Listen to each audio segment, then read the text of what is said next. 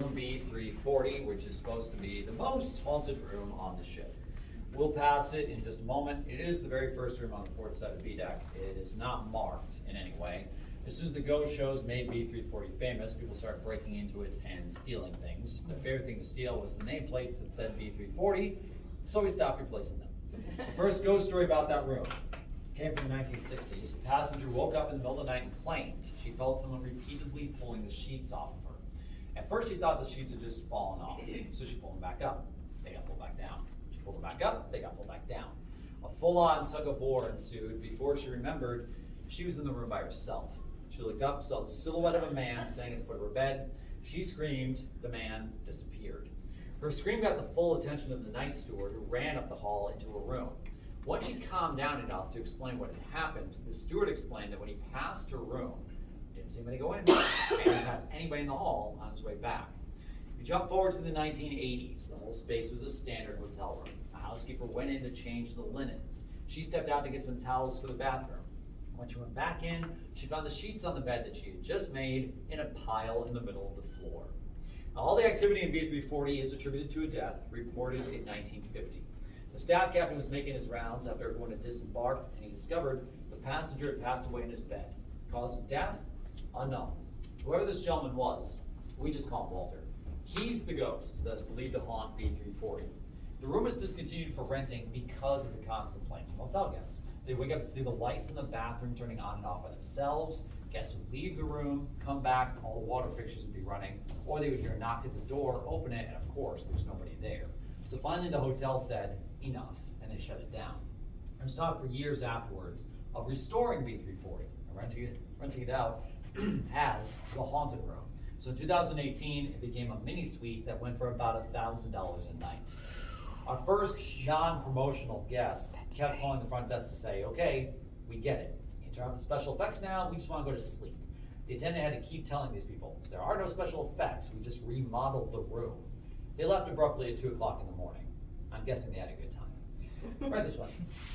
Is this where Disney took over the ship and rigged up one of the rooms to have that? No. Yeah. That's the question. When Queen Mary was first being built, the arrogance of man won out. They decided they made the ship so big she would have no trouble with the waves of the Atlantic Ocean. And initially, she was built without handrails. At the end of their first Atlantic storm in October of 1936, there were a dozen ambulances waiting in New York to pick up the severely injured passengers. After that, they installed 10 miles of brand new Bakelite handrails. The ship did inevitably pitch and roll, just hold on for dear life. I told you that story to tell you this story. In 2004, there was a family exploring the ship. They couldn't shake the feeling somebody was following them, even though they were the only people in the hall at the time. Right here, they stopped moving. To feel it out, was there really a presence nearby? A moment later, the grandmother stumbled back against the wall, completely out of breath and white as a ghost, no pun intended. She said she saw a woman float by her and disappear through the opposite wall. Those two stories are not necessarily related because, plot twist, you don't have to die someplace to haunt it. Parapsychologists believe that instead of ascending to a higher plane of existence, some spirits may choose to return to an area where they had some of their fondest memories. The woman who disappeared through the wall may not have been a casualty of the storm, but rather a happy ghost returning to her old stateroom. Onward and upward. Nice photograph of the pool taken before the maiden voyage of the Queen Mary speed trials. The ceiling, mother of pearl with a quartz inlay. She's a ship, she was floating on the water. I've been told those two things are conductors for the paranormal. So directly below where I'm standing in the old changing rooms, parapsychologists believe the quartz and the water formed a vortex, a whirlpool of energy that allows the spirits to travel from the other side back into the land of the living. They credit that with why there's so much paranormal activity on board. Now, this was the original entrance to the first-class swimming pool. We've not been able to use it as a pool since the ship came to Long Beach. California state code dictates pools cannot be deeper than 3.5 feet at the shallow end.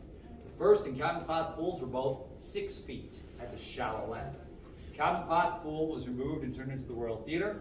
The first class pool became a centerpiece for all of our ghost-related material. So when you peek in, that is not water in the pool, it It is a ripple projector intended to make it look creepy. Probably our most infamous spirit is believed to haunt the first class pool. A little girl that everyone refers to as Jackie. Somewhere around 7 years old, she is always described as a little girl in a sailor dress with blonde hair that a lot of people think was a cabin class passenger who drowned in the cabin class pool. Thinking there is when that pool was converted to the theater, she upgraded herself to the first class pool. Little hiccup with that theory. We have no record of anyone ever drowning on the ship. If it did happen, it would have had to have happened immediately after World War II during the Bride and Baby shuttle, because for some reason the British government felt it necessary to seal those records, which means we have no official account of what took place during those crossings. Another theory, Jackie's one of our happy spirits. Maybe it's where she learned how to swim, or it's her favorite childhood vacation, and she has chosen the pool as her new home. But she is definitely a conscious haunting, not a residual haunting. I'm just basing that on all the interactions she has had with our guests. People tell us they saw Jackie popping her head around the columns, up over the railings, kind of like she's playing peekaboo or hide and seek. A few reports of little wet footprints coming out of the pool, walking along the deck. Some of the guests told me they thought they felt a cold little hand take hold of theirs. But the most consistent and frequent report we get anywhere on the ship is the sound of a little girl singing nursery rhymes in this area. She is a very playful spirit. We would still get fairly regular reports from hotel guests and crew who had paranormal experiences on board. In fact, before we got shut down, I don't think a month went by where I didn't have a hotel guest tell me there were shadow people in the room. We would look at the doors and dresser drawers, opening and closing by themselves. Our lady in white has been spotted in a couple different first class areas. Some people believe they've seen her dancing in the Queen's Salon. I had 2 guests tell me they had a drink with her in the observation bar. I don't know how many drinks they had before she joined them, but that's what they claim. Believe it or not, folks, I'm not here to convince you that the ship is haunted. I would much rather let people go exploring and then tell me if you think this ship is haunted. We're on our deck. If you want to get back up to the promenade deck, where the restaurant, the bar, the gift shop, the tour center are located, you walk up the first class stairs, 4 decks. You take the outside tower elevator up to 4, or if you're feeling adventurous, take the ship's 90-year-old elevator to P for promenade. If you're not doing the steam and steel tour today and you want to check out the engine room on your own, you walk outside, cross that big bridge to your left, and reboard at the bottom. If you need directions any place specific, you still have questions, hang out, we can chat for a minute. Other than that, if you enjoyed our time together, my name is Bill. You hated this tour, I'm Peter Bankman. Thank you for coming. Have a good afternoon, folks.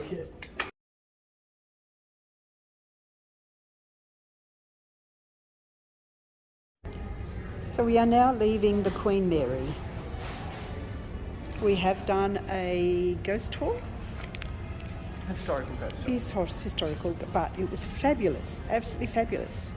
And all of our Patreons are going to get the ghost stories that were told. And the amazing magical woman who had this gift. You have to watch the videos to find out. I don't know if the camera's on me or you. You. Oh, right, hi. She had a fabulous gift, didn't she? She had a talent. A magnet. There's always Magnetic. one. There's always one. But our time here has been fabulous. We've enjoyed it. Now, I actually had an experience overnight where I thought I heard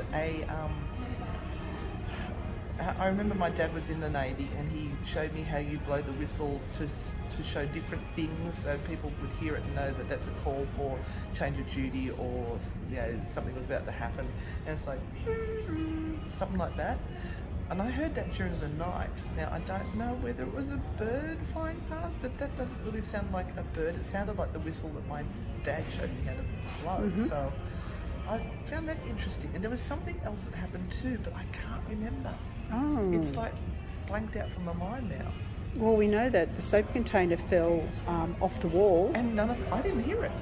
No. That would have been a really loud bang. Yeah, it would have. And that doesn't trigger my mind for the other thing that happened. So, I don't know. So interesting. It's a fascinating ship. It's beautiful. It is beautiful, and you need to really take time to go around and actually have a look. Oh, there's one thing. Oh, The buffet breakfast sucks. yeah, Big time. yeah. Don't do the buffet breakfast. Rusty pancakes that were like I could tap it on the side of the plate. We tried 3 different pastries. They were all stale, and it wasn't cheap. No. So the coffee was good. And our waitress was lovely. I felt sorry for her. Yep. But But the nostalgia of a place like this, the Art Deco fit out, the passion of the people doing the tours and being associated with the vessel itself is outstanding.